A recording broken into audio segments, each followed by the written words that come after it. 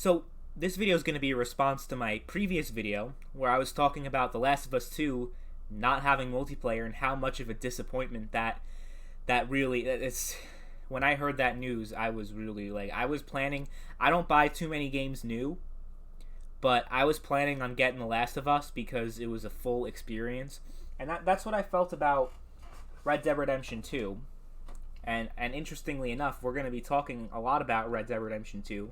That's actually going to be the focus of today's video. But remember, yesterday I was talking a lot about Red Dead Redemption 2 and how it's one of those games that has an amazing single-player experience, but then also has a great multiplayer. And one doesn't necessarily take away from the other. But interestingly enough, Rockstar says that they're entirely focused on multiplayer when it comes to Red Dead Redemption 2 in the future. So they're going to do the same thing they did with Grand Theft Auto 5, where they do the single player, but they don't have any single player DLC at all, and they just keep going with the multiplayer. All their resources that continue going into the game is updating the multiplayer and focusing on that. There used to be a time period not too long ago where you would have these games that would come out where you'd have an amazing single player that on its own stands out and doesn't necessarily need an expansion. But when you do get those expansions, it's like, dang, it really added a lot to the overall gaming experience. And one thing that comes to mind is Rockstar. They were able to do that pretty well, where they created an amazing single player experience that didn't feel incomplete. Okay, so when I'm talking about single-player DLC, I don't mean Mass Effect 2, Mass Effect 3, where they would have on disc DLC, where it's content that they already developed and finished and created. So it's not like they finish the game and then they work on other downloadable content, because that's what Rockstar did. And those downloadable content, like I'm thinking Ballad of Gay Tony, The Lost and the Damned, all these amazing DLCs, and even on the multiplayer side of things, you would have amazing multiplayer expansions like Battlefield Bad Company 2's Vietnam DLC. So we've seen this trend now that we're in the era of games as a service, that we're going to focus away from the standalone DLC model of business, because that's how they used to further monetize their game. You didn't have microtransactions. You didn't have every game feel like a mobile game in practice, where even though you pay full price for the game, a lot of this content is unlocked behind a gambling paywall, and you can play the game for years and years and years on end, and you could even spend all the money that's in your bank account, and it's still not guaranteed that you're going to get every single item you that's in the game. So you're not going to experience the full content that the game has to offer, even though you're putting all this money into the game and you're doing all this. But it's a shame that this new model. I think Grand Theft Auto 5 was honestly the catalyst for that model of games as a service carrying over into the console and PC side of things, because we'd always saw that with mobile gaming. We've seen that since around the late 2000s when mobile gaming really started to take off, and smartphones. We've seen these types of games where they'd be free, right? Free for you to play, but you would have advertising on it. And then eventually over time you had microtransactions, and you put like Candy Crush was the big one that I remember, like one of the first ones I remember, where you buy extra lives and all that. Yeah, so we're moving towards this direction of games as a service, and that's really has dealt a crippling blow to those who are fans of single player and multiplayer expansions, because back in the day, that's how they would monetize it. And interestingly enough, actually, talking about multiplayer expansions, you still have multiplayer expansions, and in a lot of cases in these Call of Duty DLCs, that content that's exclusive to the DLC is still locked behind a microtransaction paywall, which but you can unlock it without putting real money into it. Yeah, sure. Hypothetically, I guess you can. If you put thousands upon thousands of hours on one single video game, for years of your life. Sure, theoretically you can, but is it worth it? So especially with single player DLCs, and it's especially crippling to these single player open world type games, these sandbox games, especially with Rockstar, where you would have these single player expansions that would add on to the experience of the original game, like the expansions in GTA 4 and Red Dead Redemption. So we got Red Dead Redemption 2 here, right? And we were talking a lot about Red Dead Redemption. Rockstar has said that they have no intention on that they have no immediate plans on releasing single player DLC, and that they're entirely focused online. So what does that mean? Well, it means that they're not they look at the cost benefit analysis, right? They are looking at how much it would cost, all the manpower would cost to develop a deep single player expansion like an Undead Nightmare, or even remastering Red Dead Redemption 1, because anyone who's played Red Dead Redemption 2 knows that the epilogue has half of the original map in it, and it has John Marston and everything, and that's a prequel to Red Dead Redemption 1, so it ties in between the two games, because Red Dead Redemption 2 is a prequel. So it's really a huge opportunity, because they can still, they already remade half the map from the ground up already. So all they need to do is add in Mexico, and that would be an amazing single player DLC and really add to the value of this game. And you can argue that the game you don't need more single player content. Red Dead Redemption 2, its single player, Arthur Morgan and everything, speaks for itself. And you can make that case. But me personally, I look back at Ballad of Gay Tony.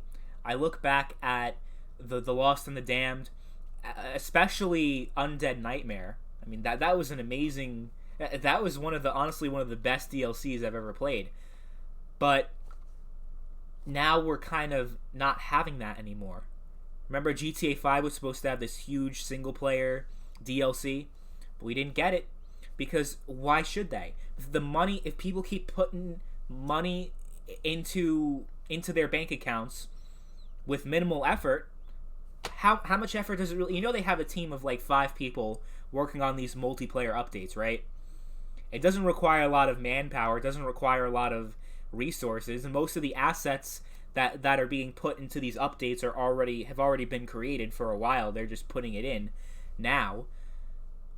So if they keep getting this money, I mean, Grand Theft Auto 5 has made billions of dollars, and it keeps making millions upon millions of dollars every month, right? They keep making all this money. So yeah, they could theoretically put a team together, allocate resources towards a single player expansion, but if they're getting so much money off of the microtransactions, like, where's the incentive? People already bought the base game. Sure, they could get $20 more out of them, and they can make a pretty decent profit.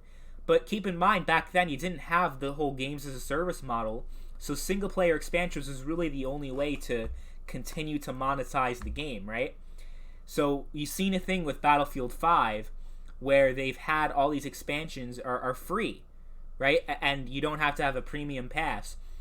I think we're starting to move towards that direction with multiplayer games, where they're just the multiplayer expansion is just completely being phased out altogether, because the multiplayer expansions are these free updates where all these new items come in that you have to pay a significant amount of money in order to access via microtransactions, or a significant amount of time. And even if you do both of those things, it's still not fully guaranteed that you're going to get everything that you want out of the game.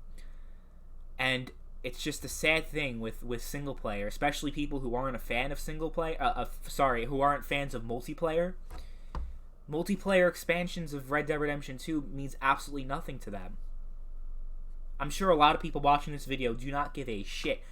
Absolutely love this game, or a lot of my fans are PC gamers, so they never even got to experience this game yet.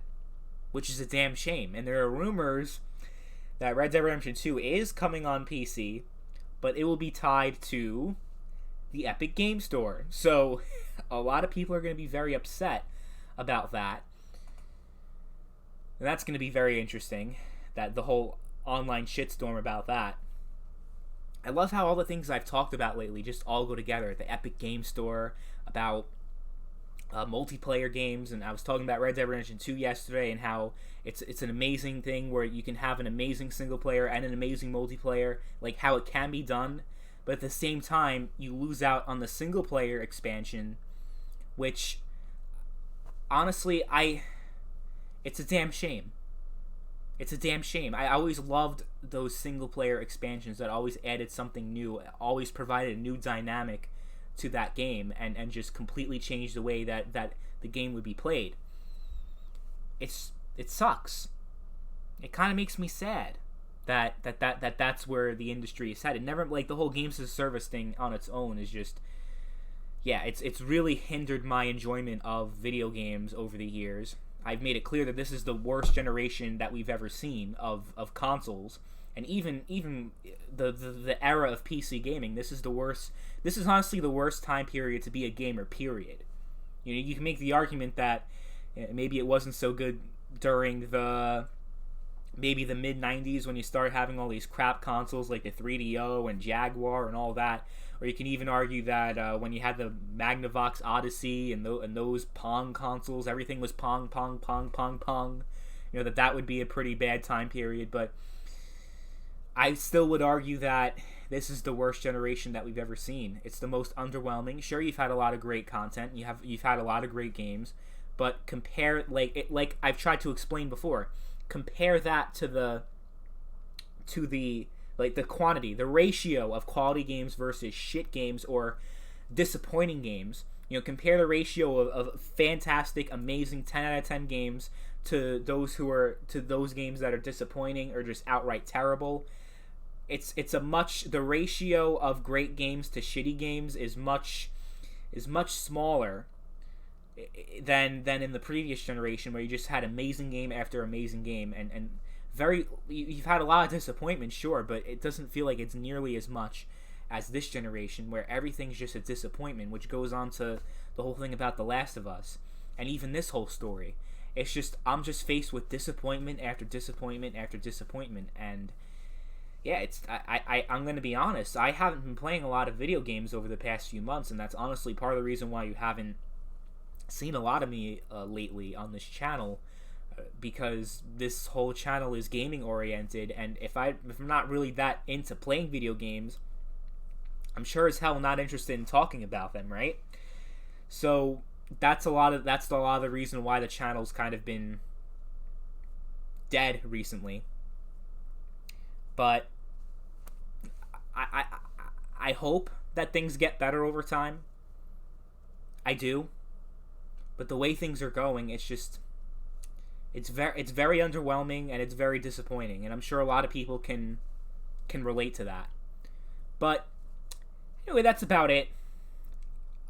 That's all I have to say about the whole thing with single player DLC.